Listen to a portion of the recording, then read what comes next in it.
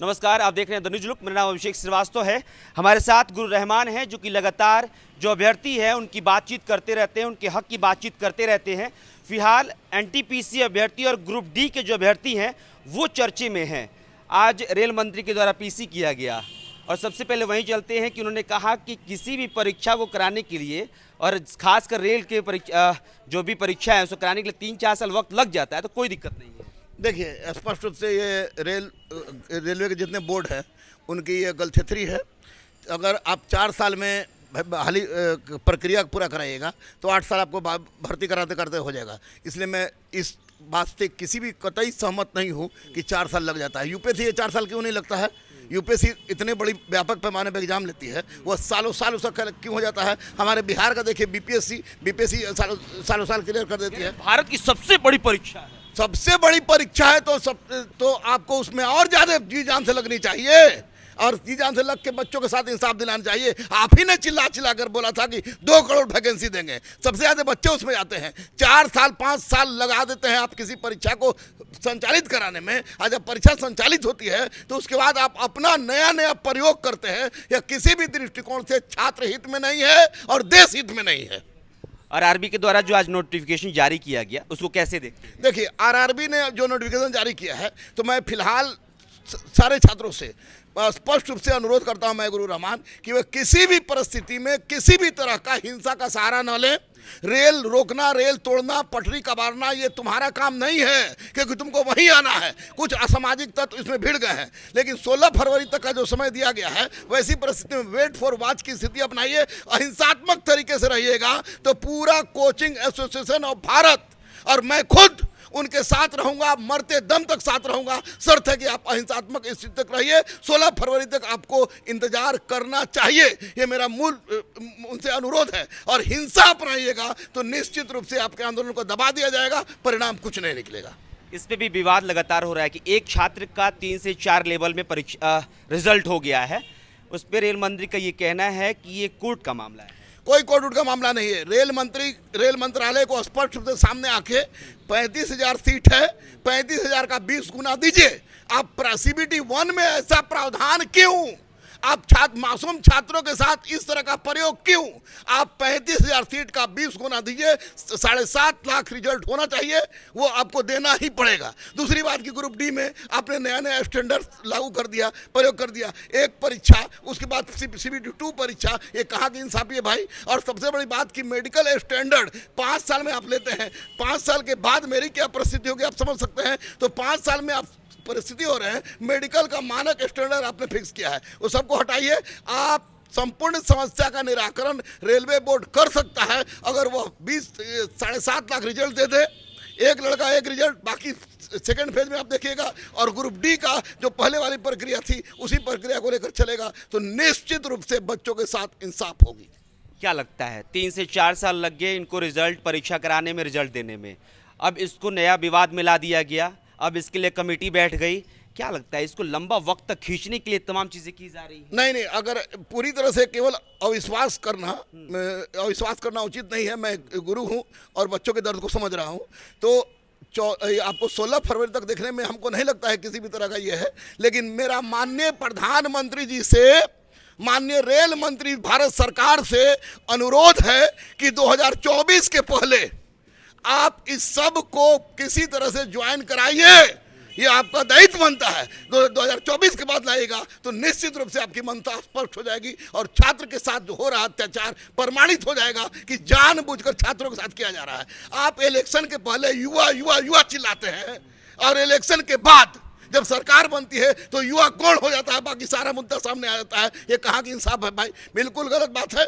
आपको किसी भी परिस्थिति में इलेक्शन के पहले इन छात्रों की नियुक्ति होनी चाहिए। मैं परीक्षा की बात नहीं कर रहा हूँ, संपूर्ण समस्या का निराकरण कीजिए, किसी तरह से कीजिए, जितना पावर आपको लगाना है कीजिए। लेकिन छात्र का कल्याण चाहते हैं तो आपको ऐसा करना होगा, 20 गुना रिजल्ट देना होगा, रोल नंबर नहीं 20 गुना रिजल्ट देना होगा और ग्रुप डी के साथ जो नया प्रयोग किया आपने उसको खत्म करना होगा। 2024 लेट नहीं हो जाएगा।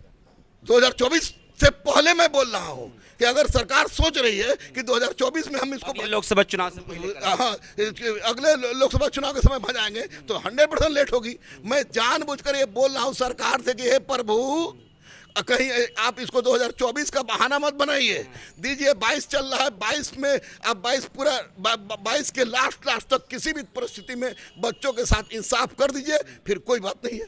चलिए उस झड़प पे आते हैं जो कि यहाँ भी पूरा देखा गया, पुलिस वालों के बीच कहा जाए या फिर छात्रों की तरफ से कहा जाए, कैसे देखते हैं ये पूरे प्रकरण को, कैसे देखते हैं? देखिए स्पष्ट मैं बता दूं कि शांतिपूर्ण अहिंसात्मक ढंग से आंदोलन करना हमारा अधिकार है, मौलिक अधिकार है, और किसी भी आंदोलन में अगर किसी भी तरह की हिंसा होती है तो वह उस आंदोलन को दबाना आसान हो जाता है। मैं जो हिंसा पथराव हो रहा है या रेलवे लाइन का मारा जा रहा है, रेलवे की बोगी को जलाया जा रहा है, मैं उसका पूरी तरह से खंडन करता हूं, विरोध करता हूं कि ऐसा नहीं होना चाहिए, और छात्रों से हाथ जोड़कर विनती करता हूं कि वे अहिंसात्मक तरीके से चलें। अगर अहिंसात्मक तरीके से चलेंगे तो उनकी मांगें पूरी होगी। और दूसरी सबसे बड़ी बात अब मैं बता दूं कि गया में 4 ऐसे बच्चे जो रेलवे लाइन कबाड़ते हुए पकड़े गए, वे चारों के 4 बच्चे किसी भी दृष्टिकोण से स्टूडेंट नहीं थे, स्टूडेंट निकले ही नहीं। इसका मतलब कि इस आंदोलन में कुछ असामाजिक तत्व घुस गए हैं जो कि आंदोलन को हिंसक रूप देकर छात्रों के साथ आघात करना चाहते हैं। इसलिए मैं छात्रों से स्पष्ट रूप से कहूंगा कि आप किसी के बहकावे में मत आइए, तोड़ फोड़ से, अगजानी से आपकी समस्या का निराकरण नहीं होगा। आप अहिंसात्मक आंदोलन कीजिए, अहिंसात्मक ढंग से अपनी मांग रखिए। वैसी परिस्थिति में गुरु रहमान इनके साथ दिल्ली तक चलने के लिए तैयार है, और सारे के सारे कैब यानी कि हमारा कोचिंग एसोसिएशन ऑफ भारत है, वो पूरे दिल्ली तक चलने के तैयार है। शर्त है कि अहिंसा होनी चाहिए। सवाल, जो लड़के गिरफ्तार हुए हैं उसको कैसे देखते हैं? वो अभ्यर्थी हैं या फिर वो वैसे ही लड़के हैं जो कि अभ्यर्थी की तरह नहीं दिखते? नहीं, बिल्कुल नहीं। जो लड़के गिरफ्तार हुए हैं वे बिल्कुल ही बेचारे निर्दोष हैं। उन बच्चों को अविलंब बिना किसी शर्त के प्रशासन उसको छोड़े और उन पर जो एफआईआर लॉन्च हुआ है उस एफआईआर लॉन्च को हटाइए। आप एक बात बताइए कि रेलवे ग्रुप डी का फॉर्म अंबानी और अडानी का बेटा भरेगा। रेलवे की परीक्षा के लिए 10-10 साल से तैयारी कर रहा है बेचारा, और जो आग लगाने वाला आग लगा के भाग जाता है और बेकसूर लड़के को पकड़ लेते हैं। तो आप निश्चित रूप से प्रशासन से हाथ जोड़कर विनती कर रहा है गुरु रहमान कि उन बच्चों को तुरंत छोड़ा जाए, बिना किसी एफआईआर के छोड़ा जाए। एफआईआर जो लॉन्च के उसको हटाया जाए, क्योंकि ये बच्चों के लिए इसके साथ बहुत बड़ा विश्वासघात होगा, क्योंकि ये बिल्कुल मासूम बच्चे हैं जो रोटी मांगने गए थे, हवाला जेल मिली है, और जो तोड़ फोड़ में भाग ले रहा है, रेलवे लाइन कबाड़ने में भाग ले रहा है, अगजनी में भाग ले रहा है, उस पर कठोर से कठोर कार्रवाई कीजिए, लेकिन मासूम बच्चों के साथ आप इंसाफ कीजिए। एक और टिप्पणी सर, कहा जा रहा है कि इंस्टीट्यूट के जितने भी टीचर्स हैं वो उग्र कर रहे हैं आंदोलन, बच्चों को उकसा रहे हैं। क्या लगता है आप लोगों पर कार्रवाई भी होगी? देखिए, क्योंकि प्रशासन ये कह रही है कि आप लोगों पर कार्रवाई करेंगे। क्या कार्रवाई करेगा प्रशासन? अगर उग्र कर रहे हैं छात्रों को, ये बिल्कुल गलत। अगर टीचर्स बच्चों को कहें कि बाबू रे अपना डिमांड मत मांगो तो टीचर पिटा जाएंगे। किसी भी टीचर की औकात नहीं है कि मान लिया कि पटना में उग्र कर दें, पूरे भारत में क्यों हो रहा है ये सब? ऐसा कोई टीचर ऐसा नहीं कर रहा है। और रही कोई छुटभुए यूट्यूबर जो शिक्षक हैं वो अगर कहें तो सही बात है कि यूट्यूबर जो करा रहे हैं वो गलत है। कभी भी शिक्षक और गुरु तोड़फोड़ की कार्रवाई की सलाह नहीं देता है, मैं भी नहीं दे रहा हूं, लेकिन बच्चों के साथ इंसाफ कीजिए। अहिंसात्मक आंदोलन हमारा जन्मसिद्ध अधिकार है, जिसके लिए हम लोग तैयार थे, तैयार हैं और मरते दम तक छात्रों के साथ रहेंगे। बहुत बहुत शुक्रिया सर। ठीक है, हमारे साथ गुरु रहमान जो कि लगातार छात्रों के मुद्दे पे लगातार प्रखर रहते हैं, इनसे हम बातचीत कर रहे थे। और उस आरआरबी के नोटिफिकेशन को भी समझना कभी कभी मुश्किल सा लगता है। हालांकि आप समझ सकते हैं कि किस तरह से 4 मार्च का वक्त मांगा गया है कि कमेटी की तरफ से तमाम चीज़ों पे रिपोर्ट दी जाएगी। 16 फरवरी तक तमाम छात्रों को उनके तरफ से, डेलीगेशन की तरफ से जो भी बातें हैं वो रखने का वक्त मिला है। अब देखने वाली बात होगी कि आखिरकार जब 4 मार्च को कमेटी की रिपोर्ट आती है तो क्या कुछ सामने निकल के आता है। फिलहाल गुरु रहमान से हम तमाम चीज़ों पे उनका ओपिनियन जान रहे थे। इस बातचीत में इतना ही। आप कुछ भी कहना चाहते हैं, कमेंट बॉक्स खुला हुआ है, कमेंट बॉक्स में कह सकते हैं। चैनल पे नए हैं तो सब्सक्राइब कर लीजिएगा, फेसबुक पेज पे देख रहे हैं तो लाइक कर लीजिएगा। बहुत बहुत शुक्रिया।